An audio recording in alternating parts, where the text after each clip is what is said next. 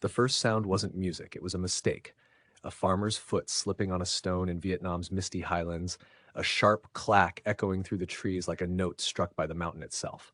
The sound lingered, too clean, too deliberate.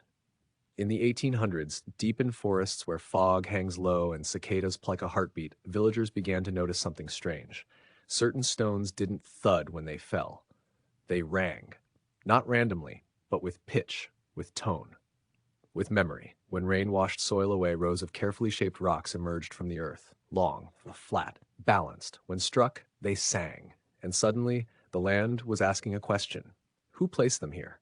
French colonial scholars would later call them lithophones, stone musical instruments. But naming them didn't explain them.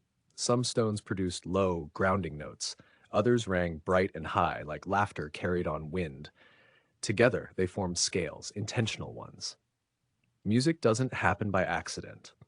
The debate ignited quickly. Were these instruments only a few hundred years old, made by recent highland communities? Or were they ancient, thousands of years old, crafted by a lost culture whose hands had vanished but whose music endured? Archaeologists argued with measurements and carbon dating. Ethnographers listened to elders. Musicians struck the stones gently, testing intervals, feeling for rhythm. And the stones answered back, not with words, but with harmony. Some believed they were ceremonial, played during harvests or rituals to call spirits from forest and sky. Others claimed they were tools of communication, messages sent through valleys, before written language ever existed. Then came the turning point. In the mid-20th century, deeper excavations uncovered lithophones buried beneath layers of soil far older than expected. Some estimated to be over 2,000 years old, older than kingdoms, older than recorded history in the region.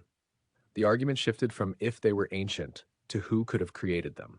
Imagine it, hands shaping stone not for weapons, not for shelter, but for sound, for beauty, for something that leaves no survival advantage except meaning. One archaeologist reportedly paused mid-strike, mallet hovering, as a clear note rang out across the site. He didn't speak. He just listened, as if time itself had leaned closer. Today, replicas are played on concert stages. Museums display the originals behind glass. But the true mystery remains unresolved, not because we lack data, but because some truths don't want to be pinned down.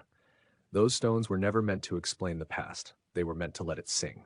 If this story resonated with you, please like, share, and subscribe so more forgotten voices can be heard.